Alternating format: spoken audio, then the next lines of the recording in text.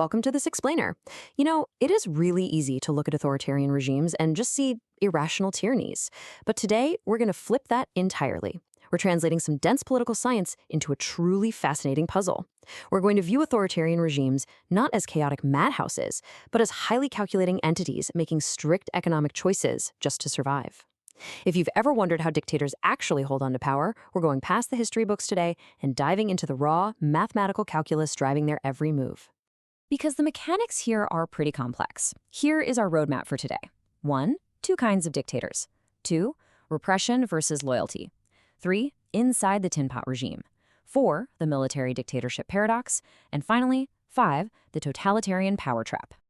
All right, let's dive right into section 1. Two kinds of dictators. Tin pot versus totalitarian. So are dictators simply irrational tyrants? Well, from the outside looking in, it often looks like total chaos, paranoia, and senseless cruelty. But I want you to consider that their survival actually relies on a highly measurable formula of rational choices. Seriously, a dictator who makes purely irrational decisions, they don't stay a dictator for very long. They face strict economic constraints, kind of like a CEO running a corporation. It's just that the currency they deal in is political power. To get our heads around this, we start with Jean Kipker-Keck's incredibly influential model from her book Dictatorship and Double Standards. This framework is a real game changer because it completely shatters the misconception that all dictatorships are exactly the same. They're definitely not. Instead, it groups autocracies into two distinct camps based on a couple of things: how much they intervene in everyday society and what their ultimate driving goals actually are. And this brings us to a brilliant dichotomy. On one side, you have the tin pot dictator. The tin pot essentially just wants to secure their own wealth. Keep the job, keep the cash. They use modest intervention and repress people only as much as they absolutely need to. Think of historical figures like Ferdinand Marcos or the Shah of Iran. On the flip side, you have the totalitarian dictator. These leaders demand absolute, transformative power over society. They intervene massively to chase grand, utopian goals. Think Nazi Germany or Stalinist Russia. They aren't just skimming the treasury, they are maximizing absolute power. Moving right along to section 2, repression versus loyalty, the dictator's tools. Okay, so think of repression and loyalty as alternative inputs, just like labor and capital in a normal business, right?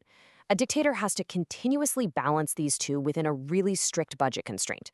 Repression, policing and punishing opposition, is incredibly expensive. Loyalty, buying support through political favors or huge pork barrel projects, also incredibly expensive.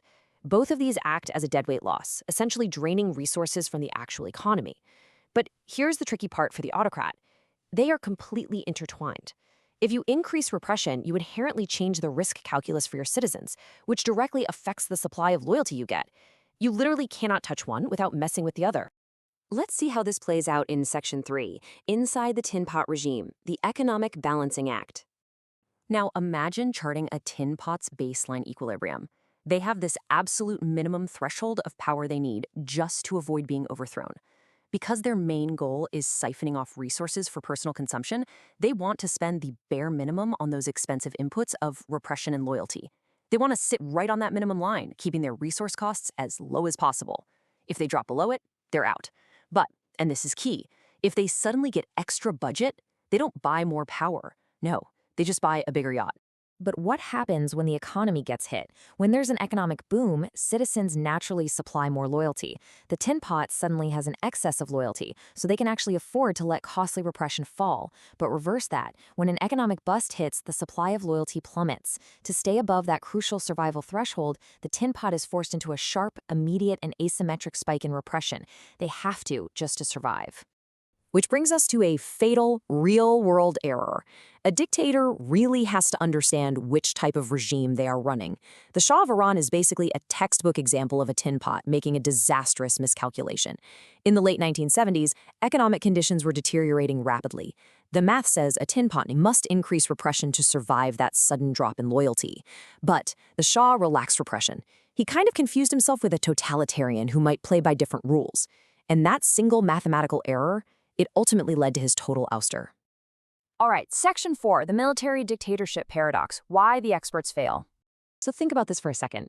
If coercion and repression are the primary tools for authoritarian survival, shouldn't military dictatorships be the absolute most successful at it? I mean, their core institutional expertise is literally the management of violence. They should have a massive comparative advantage. And yet, when we look at the data, they are remarkably unstable and incredibly short-lived compared to civilian autocracies. So why is that?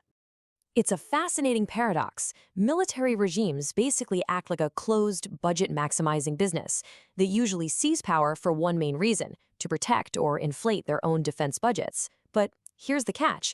By successfully raising their own salaries, they inadvertently drive up the internal price of repression.